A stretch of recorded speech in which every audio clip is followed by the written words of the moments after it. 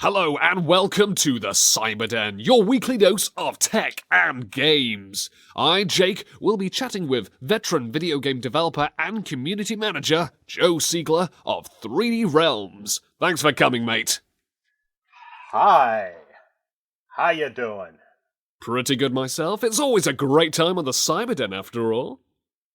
What makes it the Cyberden? That's a good question. I named it after a level from a non-3D Realms game. There were some? Let's start it off then. Now, Joe, 3D Realms, formerly known as Apogee Software, they developed, produced, and published some truly classic games like, of course, the Duke Nukem series, Max Payne, Rise of the Triad, and more. Now, please tell everyone listening what got you interested in developing and making video games.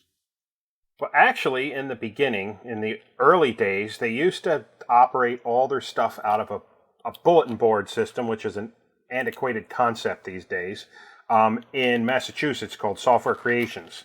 And people would dial in and pick up the latest Apogee software, and it was basically a way of distribution for Apogee to get their software out to other bulletin boards around the country, because the internet, at least the internet that we know today, didn't exist then. And that was the main thing. So I would dial in all the time, and I mean, because I like the games. I mean, in the ancient company records, I'm actually in there as a customer because I bought quite a few of the early games. The original Duke Nukem, the Commander Keen games, Secret Agent, Crystal Caves. Not Crystal Caves. What am I saying? Can't remember my own history. But it was a bunch of old games back then. So I was a big fan of the company, and I would download things. And then, of course, May 5th, 1992 was a day that changed it forever. That was the day that Wolfenstein 3D was released. And I, along with pretty much everybody else, had the same kind of holy crap reaction to that. Because in that day, there was nothing like that. That was just off the charts awesome. And so I was like even more interested at that point. And they came out with a patch after that, version 1.1 and 1.2. And then I saw something on Software Creations called Wolfenstein 3D, the porn version, which was supposed to be called version 1.3. And I'm like, this looks awfully suspicious. So I checked it out. I contacted Scott Miller, who I didn't know at all at that point. I just sent him a message on Software Creations, said, you should probably go look at this. And he sent me a message basically saying thanks. And I can't remember now how I found out the further response. It was, they got back to me and said, thanks for letting us know that was not legitimate and whatnot. It turns out that thing, now I'm not claiming it was my doing, but I did alert them to it. That was the reason there was never a version 1.3 of Wolfenstein 3D. If you look at the release history, it was 1.0, 1.1, 1.2. I think, no, that was rot. It went from 1.2 straight to 1.4. So that version that I informed Scott about was the reason there was no 1.3. And shortly after that, I asked Scott one day, I said, hey, you guys need any beta testers? Because things back in 1992 were so different than they are today. It was so casual. You could just, hey, Scott, you need anybody? He goes, yeah, okay. So that was the depth of it. Scott let me in the beta program, and shortly after that, he asked the beta program group, so is there anybody who would want to come down and work for us? Because at that time, I was living in Philadelphia, and Apogee is down here in Garland, Texas, at least then anyway. And basically said, you want to come down? Because there was one guy they were promoting to a new position, and that was a fellow by the name of Sean Green, who's made a bigger name for himself at id Software. And he's gone on to other game companies since then. But anyway, I replaced him, and I found out that Sean was leaving Apogee to go to id, and the job that they had created for Sean, which vacated the spot that I was going to fill, I'm like, I want that. I want what they created for Sean, which was basically back then the community manager concept, which today is, a big industry. But back then, nobody did that. There really was nobody, no company that had a position dedicated for the sole purpose of interacting with the fan base directly online. And in those days, it was CompuServe, Genie, America Online, Delphi, Prodigy, if you remember those old services. And so I got down there in December of 92, and you had to work the phone lines for a couple months to learn the product line, and then I moved into that other position. And technically, till the day I lost my job 16 and a half years later, I was never promoted, never anything. Same job 16 and a half years later. It just morphed into the internet and websites and Twitter and whatnot. So because of that, I was there and oversaw everything. The game development aspect of it kind of came in a little later, but initially I was hired as a customer service person, and I changed it, after talking to Scott and George, into the community manager thing, although we didn't call it that at the time. So that was my start.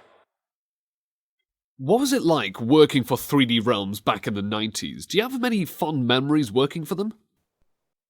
Yeah, I have too many memories that, we could probably fill up your hard drive talking about it.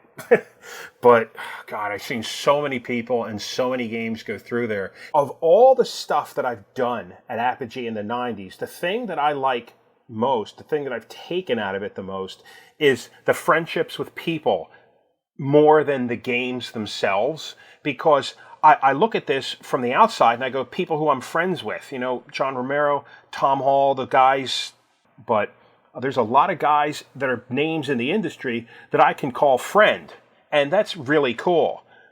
So that's my biggest takeaway. What was it like working back then? It was a lot of fun, because it's not like today where you have, Battlefield this and E3 that, and they spend, $20 million on promotion on a game? That's not counting the game development. I mean, back then you could do an entire game with just 3 people, and it would only take a year or so. So it was radically different back then. The other interesting thing was Apogee, when I first started, the majority of our titles were done out of house. They weren't done in-house because we were just a publisher at that point. It wasn't until Rise of the Triad that we started being a true in-house developer. So my memories are kind of all over the place with that. It was, I have to say, an indescribable fun job. I backed into it. It was exactly the job I would have wanted if I had stayed in college and gotten a degree. So I'm like, oh, look, I backed into the job I always wanted. So yeah, I loved it. It was way fun. And then I got married in the middle of the decade too. So it's like, yeah, my life was really good that decade. Now, one of the games you worked on in particular, the crazy first-person shooter Rise of the Triad, it's a cult classic shooter and a great one at that. Since the game was in development while Doom and Doom 2 were shaking the gaming world, did Apogee feel like Rise of the Triad would actually stand a chance to those games at the time? And what did you, as part of the developing team, try and implement in the game in hopes of making a product to rival id Software's shooters?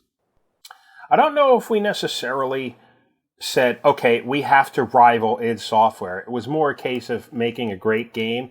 Now, I can't lie and say they didn't influence it somewhat, because there were certain things that we didn't want to do because they were deemed to be id Software things. For example, the God mode in the game in Rise of the Triad is called Woundless with Weapons, and the reason it's called that is because nobody wanted to use the phrase God mode, because that had become identified with id Software at that point. So there are certain things like that where it's more a case that we try to avoid what id did as opposed to copying or mimicking them. Also to some extent, because Tom Hall was the creative director on Rot. I mean, Tom has a sensibility like no other game developer I've ever run into. His sense of humor is just, it's awesome. If you ever played his game Anachronox, it's a lost classic. It really is a game that most people would love, and they never either heard of it or played it. So, yeah, we weren't so much in the shadow of... The thing that hurt us more is Wolfenstein, Doom, and that hurt Blake Stone more, I felt, than Rise of the Triad. The impact of Doom really impacted Rise of the Triad, because Rise of the Triad came out December 3rd, 1993. Oh, wait a minute. Did I say Rise of the Triad? Blake Stone came out December 3rd, 1993, and then Doom came out December 10th, 1993. And if you know Blake Stone, it's a fun game. It still is a fun game, but it's not Doom. And of course, the whole world went nuts for Doom, and like they're doing again today. But yeah, no, as I say, it was more a case of let's not do what it did versus copying them. I don't think anybody particularly went, Doom did this, so we better do that. And I don't think it was anything like that. But then that kind of call would have been Tom Hall and George anyway. I was a mapper in the game, so my particular sphere of influence on that title was not like that. Rise of the Triad was still a great game, though. I mean, it had so many crazy features that I've never seen in a early 90s, mid-90s first-person shooter before. It has a whole lot of firsts. I mean, like jump pads were first in Rise of the Triad, and it was the first game where you could play a protagonist in that genre as both a female and a person of color. That doesn't get hardly any play at all. But a lot of the crazy stuff in the game was down to Tom. That's Tom's brain, and why I keep hoping that someday he can wrestle the rights to Commander Keen out of, who is it, Bethesda, or who owns it these days? I forget who owns it these days, but yeah, he needs to get the rights back and do another Commander Keen game. Man, I would work on that for free if I could. Actually, speaking of Commander Keen, let's talk about quite possibly the greatest video game character ever to have graced gaming. Not Commander Keen, no, the Dopefish. As the creator of the Dopefish fan page website, would you be able to shed some history on this goofy little fish? Goofy little fish. Well, as I said earlier, Commander Keen was one of the games that I purchased. And the whole reason I bought Commander Keen, actually, was because at that point I was working at the computer repair department for Bell Atlantic. And because of that, we had to repair all kinds of stuff on the floor. And one of the things that we would repair were sound cards. And we needed stuff to test the sound cards, so Apogee's shareware was played an awful lot on the repair floor of the old company I worked for. And when I heard the sounds coming out of Commander Keen 4 on the repair floor, I ran out that night and bought a sound card just so I could hear the better sound in Commander Keen. Episode 4, the one that Dopefish was in. And I got it home and I played it and I was like, what is this? Because the first time the Dopefish doesn't show up until like level 15 or 16 of the game. It's not right at the beginning. You have to play the game quite a bit to get to it. So when you finally got to it, I'm like, what is this thing? What's this giant fish? And it ate me. And the first thing, that's this whole purpose. It's just there to eat you. And it ate me and burped, and I just roared laughing. I thought, any game character that's sole function is to eat you and then burp, that really spoke to my sense of humor. So Dopefish, the page, actually started back then, not that early back, because we had to have cameos first. And the first cameo that I'm aware of was in Wacky Wheels. Wacky Wheels, Andy Edwardson and I colluded on that one. That one was not really known by most people until the game came out, which I later got my hands smacked for. But do not put stuff in the game and not tell us it's there, that kind of thing. But anyway, once we got a couple of games with Dopefish cameos in there, I thought, this is cool. And people started saying, do you know about this? Do you know about this? And I'm like, yeah, I know about this. So at that point, I had started doing web pages already. The 3D Realms website was going. My Black Sabbath site was going. So I thought, all right, let me do a goofy one for Dopefish. And you got to also remember the time. Web pages were not like they are now. It was just a single page. And to some extent, the Dopefish page today still has the original mid-90s website design concept. I really should update that thing. It's been forever. But, what made it start is because I thought the character was silly. And I would talk the character up to all the developers at Apogee that would come through for whatever game they were doing. And as they moved on to other places, the concept of Dopefish cameos in other games kind of grew from that. That's one that I like to take credit for because it never happened before I started doing it. So, I mean, you look at all the games it's been in. It's been in Alan Wake. It's been in Max Payne. I can't tell if it's in Remedy's new game, Quantum Break. They won't tell me. But, they put it in all their other games. I mean, it was in Death Rally. It was in every other Remedy game. So I have to imagine it's in there somewhere. But the thing is, for other developers, I never actually, that's a good question. I never thought to ask the other developers why they did it. In the earliest days, I just kind of talked them into doing it. Hey, do this. And, of course, Tom Hall and John Romero's stuff obviously is going to have it. And some of the id games themselves do it, but they take a more interesting take on it where they usually kill the characters. Where did the idea for Dopefish come from? You'd have to ask Tom Hall that one. That was created in 1991. That was before I started in the industry. I was still a customer at that point. It was just a silly character. Now, Tom says, it's actually, part of it is a reference to the Hitchhiker's Guide to the Galaxy. If you remember in Commander Keen, it says Dopefish is the second stupidest character in the universe. Of course, which then begs, what's the stupidest character in the universe, which is the ravenous bug bladder beast of Trawl. If you know your Hitchhiker's history, you should know that. The stupidest character in the world that believes if you can't see it, it can't see you, the kind of thing. So you can basically just throw a towel over it and escape.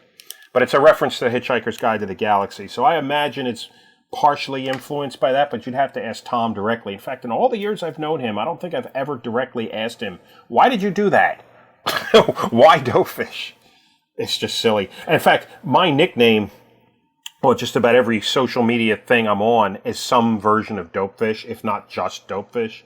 And I get that a lot because that's my Xbox tag. My Xbox Live tag is Dopefish. And I get, now that this airs, I'll probably get a few more friend requests, but I get people who email me or message me a lot and say they think it's a 420 thing. I'm like, really? No, this is not about pot. It's not a drug thing. It's because that's a thing. Dopefish is now, 20... Oh, geez, Dopefish will be 25 years old this December. So it's been around for a while. So modern gamers that don't know the classics won't know the character. It's just a goofy fish. I take a bit of pride in knowing that I managed to get a voice role in 3D Realms' latest top-down shooter Bombshell, and I actually voiced some of the cultists for this Easter egg with Dopefish, and that was a lot of fun, I must say. It was probably the most fun I've ever had in voice acting in my voice acting career, just voicing these crazy, goofy cultists praising the almighty Dopefish.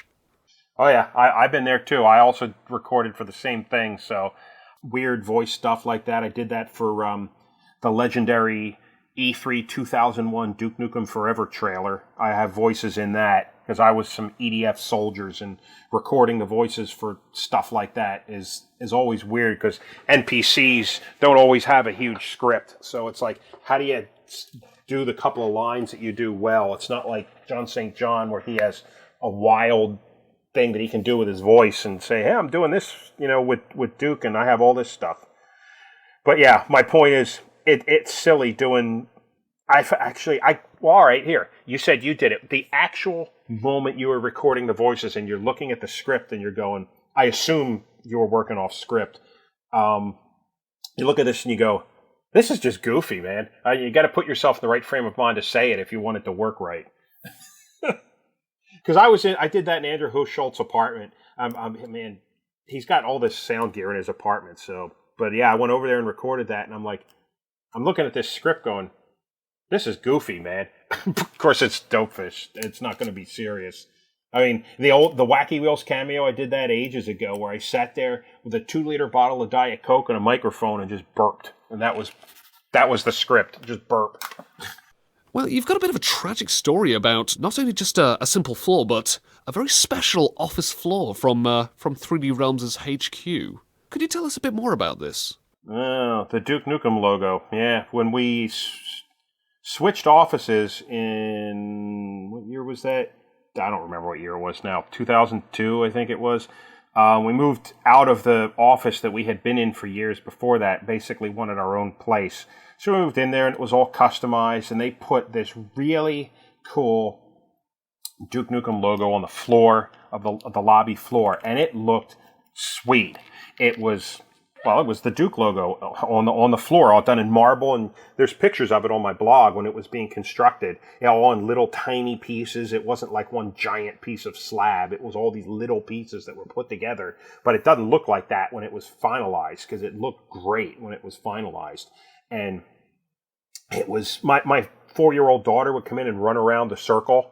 It just looked cool. It was a great talking point with UPS delivery people and visitors and business people that came in, and man, we loved that. It also was the spot that we had the big meeting that we were told the Three Realms was closing down in 2009. I don't like going there too often because that was a really sad and depressing point in my life, but and within the context of the floor, it was essential. Guys would play hacky sack on it too. It was a centralized point for us as well. And we had the big "we're closing down" meeting on there. And then there was that last picture that we posted, the final day that the company was open as a development studio. Anyway, all of us, looking at this camera, and it was simply the goodbye message. So yeah, it was really cool. And the thing that stunk most about it was I said, what's going to happen to the floor? I mean, are we going to be able to save the floor? And basically, nope. When we vacated the building, they left the new floor on there. And I only lived about 5-6 miles away from the office, and I would drive over there occasionally, not to wallow in my memories, but I live there, so it's you drive by it occasionally. And one day I got out and I saw that they had people in there. They were working on the building. They were starting to do whatever they were doing to put in the new tenant. And I got out one day and looked, and they had ripped the floor up. The floor with the Nuke logo was gone. And one other time I went in there, I walked in there and I asked to speak to the floor supervisor, the construction supervisor, and said, what happened to the logo? Did you guys just destroy it, or did it come off the floor? And he got this look on his face. He said it was incredibly hard to get off the floor. So my internal sense of humor said, well, then look, at least in his death there, Duke Nukem put up a fight. It was hard to get the logo off the floor, but man, it was beautiful. There are any number of things that really sucked about that point in my life, but the floor logo was gorgeous, and we loved it. And it really was hard leaving that one behind. I even went dumpster diving to see if they had pieces of it in the dumpster, and I couldn't find anything.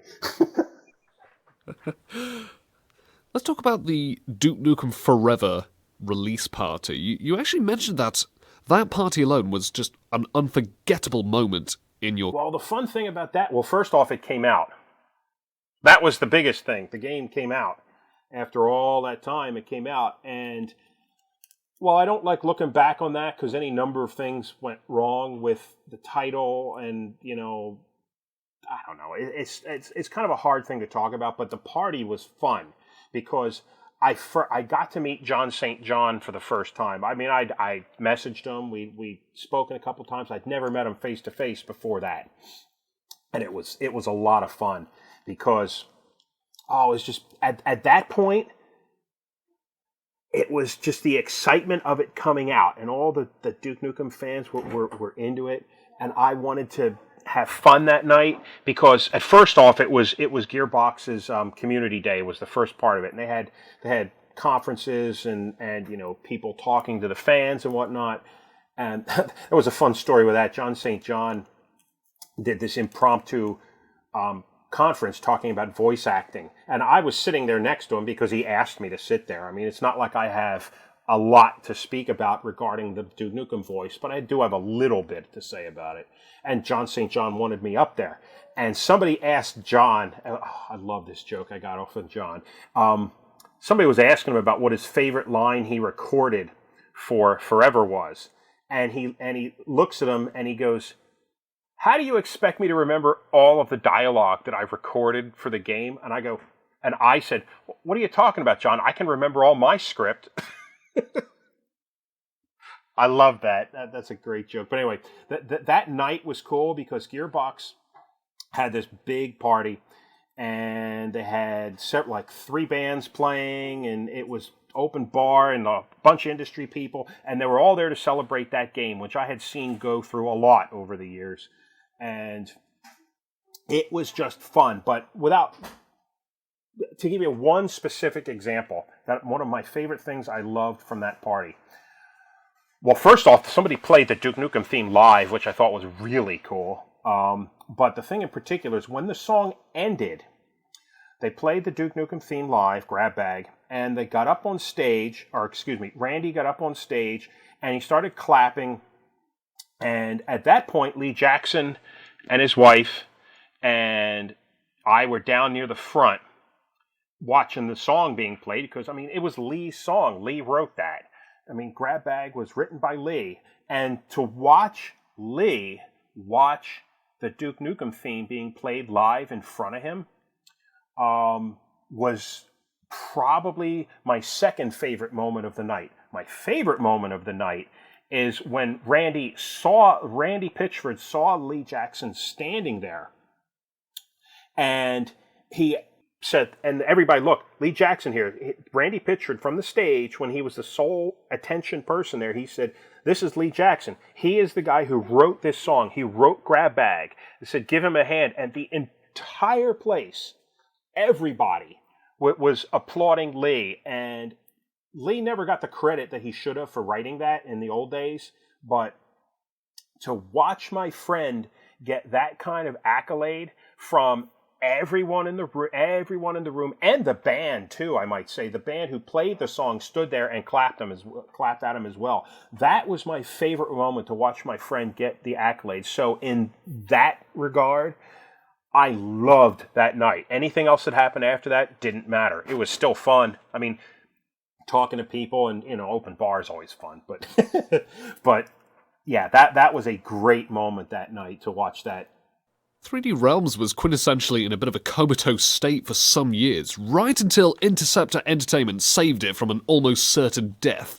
So how does it feel to know that the company and the many dedicated fans out there are keeping the legacy alive? Well, that was cool to me because, as I wrote on my blog a couple of years back, that was a pretty cathartic thing. Gearbox hired me for a year to help out with the release of Duke Forever in 2010 and 2011. When that was over, I thought my time in the game industry was completely finished because it was bad enough. I lost it in 2009. It was ripped out from under me.